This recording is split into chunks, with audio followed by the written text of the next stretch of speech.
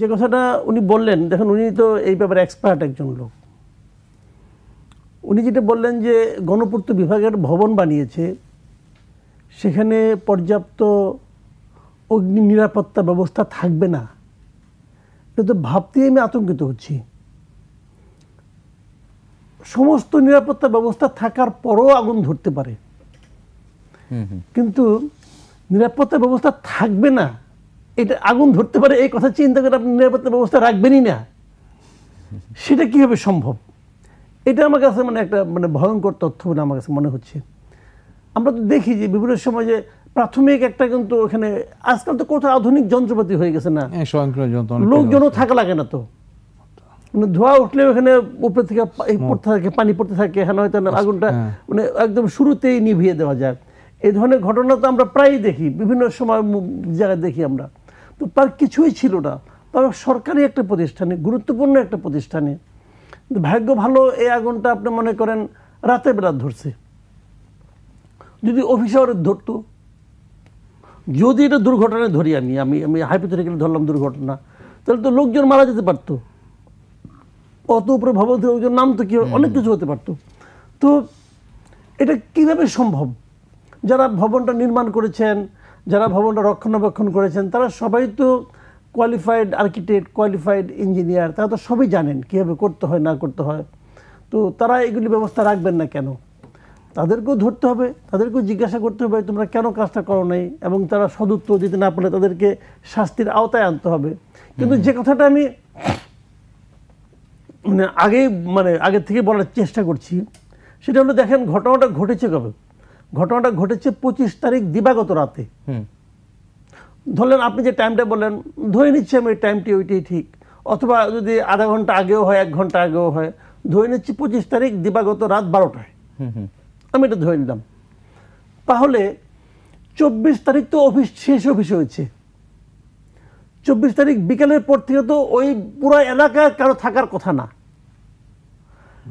24 তারিখ বিকেলের পর থেকে কেউ কিন্তু নাই, আর ওখানকার গার্ড ছাড়া আর কেউ নাই। তো একটা ভবনের 6 তলায় ছবিটা দেখলে কিন্তু অবাক লাগে, বিশাল বিল্ডিং, ওই কর্নারে আগুন আর এই কর্নারে আগুন, একই সময় 2 জায়গায় আগুন। যদি আপনার এগুলি সবই কিন্তু এগুলি কিন্তু আমার একটা কমন পিপলের চিন্তা থেকে আমি বলতেছি, কিন্তু এখানে কিন্তু কোনো সায়েন্স নাই, ওনারা এক্সপার্ট, ওনারা বুঝতে পারবেন। আমার চোখে যেটা ধরা পড়েছে, সেখান থেকে আমার মনে যে প্রশ্নগুলো এসেছে সেটা আমি বলার চেষ্টা করছি, যে ওই কর্নারে লেগেছে আর এই কর্নারে লেগেছে, তো 2 জায়গায় আগুন একই সময় কিভাবে লাগে? যদি শর্ট সার্কিট হয় তাহলে আগুনটা এক জায়গা থেকে আসবে, 2 জায়গায় কী করে একই সময় হবে? আবার 2 জায়গায় এক সময় হলো, তাহলে যদি এটা মনে করি যে না, 2 জায়গায় আগুন লাগানোর ব্যবস্থা করা হয়েছে, তো সেই লাগানোর ব্যবস্থাটা হলো কি করে? ওটা কি একটা ইয়ের মধ্যে আগুন রেখে আসা হয়েছিল, সিগারেট ফেলানো হয়েছিল, ওখান থেকে আস্তে আস্তে জ্বলছে? তাও যদি জ্বলে, তো এখান থেকে আপনি 24 তারিখ বিকাল থেকে শুরু করে 25 তারিখ সারাদিন গেল। 24 তারিখ বিকাল 5টা থেকে ধরি আমি, তাহলে 5টা থেকে 25 তারিখ 5টা পর্যন্ত 12 ঘন্টা, 5টা থেকে বিকাল 5টা পর্যন্ত আরো 12 ঘন্টা, 24 ঘন্টা, বিকাল 5টা থেকে রাত্র 12টা আরো 8 ঘন্টা, 7 ঘন্টা, তাহলে 24 আর 7, এই যে আপনার 31 ঘন্টা। আর 31 ঘন্টা কি আগুনটা দিকে দিকে জ্বলছে কিভাবে? নাকি এটা কয়েল জ্বালা রেখে আসছিল 31 ঘন্টা মাপের, যে কয়েলটা সেখানে, এটা কি কোনো ডিটেকটিভ উপন্যাস দেখতেছি নাকি ভাই, নাকি থ্রিলার উপন্যাস, নাকি থ্রিলার মুভি? ঘটনাটা ঘটনা আপনি আজকে ইমাজিন করেন, আপনি বোঝানোর চেষ্টা করেন যে কেউ ঘটাইছে, সে ঘটাইছে কিভাবে? তাহলে এমন কিছু ঘটছে যে নাকি ওই সময় ওখানে থাকতে পারত। ওই সময় থাকতে পারতো কারা? ওই সময়ে ওখানে কে থাকতে পারতো? যদি কর্মব্যস্ত সময়ের মধ্যে হইতো, আমি ওখানে একটা কাজে গেছি, যাওয়ার সময় কর্নারে আগুনটা লাগাই দিয়ে এসে বললাম, আমি নেমে গেলাম, হইতে পারে। কিন্তু এই আপনার 30 ঘন্টা বিরতিতে, 30 ঘন্টা যখন ফাঁকা জায়গাটা, এই সময় ওখানে কে ঢুকলো? তাহলে কি এটা এমন হতে পারে যে কবুতরের পায়ের মধ্যে আগুন ধরাই দিয়া ওটা উড়াই দিলাম, একবার এই কর্নারে বসলো, আবার যে ওই কর্নারে বসলো, গেট লক ছিল, সব গেটগুলো লক ছিল, তাহলে কিভাবে সম্ভব? না, কবুতর পারতে পারে না। যদি কবুতর যায়, কবুতরের পায়ের মধ্যে দিলাম, তুমি এই কোনায় যাবা, এখান থেকে ওই কোনায় যাবা, যে ওখানে আগুন ধরে, এটা হতে পারে কিনা? না, আমি ভাবছি, ফান করছি না আমি।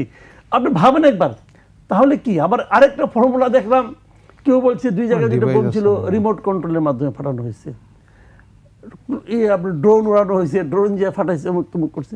যে এইগুলির সমাধান পরে হয়তো পাওয়া যাবে অথবা পাওয়া যাবে না, কারণ তদন্তটা কখন শেষ হবে, তদন্ত রিপোর্টটা কখন শেষ হবে সেটার উপর অনেক কিছু নির্ভর করবে। যদি এই আমলে শেষ হয়, তদন্ত কমিটি তো কত ঘটনাতেই গঠিত হয়, তার না, আমি বলি প্রতিবেদন কি আপনাকে, আমরা সবসময় পাই? যদি এই আমলে শেষ হয় তদন্ত, তাহলে এই আমলে আমাদের সমন্বয়করা উপদেষ্টারা যে ভার্সনটা দিচ্ছেন এটাই এস্টাবলিশড হবে হয়তোবা। আবার যদি আওয়ামী লীগ আমল এটা শেষ হতো, যদি আওয়ামী লীগ আমল থাকতো, তাহলে হয়তো আগুন, সন্ত্রাস, জামাত এগুলো আমরা শুনতে পাইতাম। আবার যদি আগামীতে বিএনপি আমলে শেষ হয়, তখন বিএনপির সঙ্গে কাদের বিরোধ থাকবে, তাদের এখন থেকে সতর্ক থাকতে হবে যে কি হয়। তো বাংলাদেশে তো এগুলি চলছে, কি করবেন বলেন, কিছু করার নাই।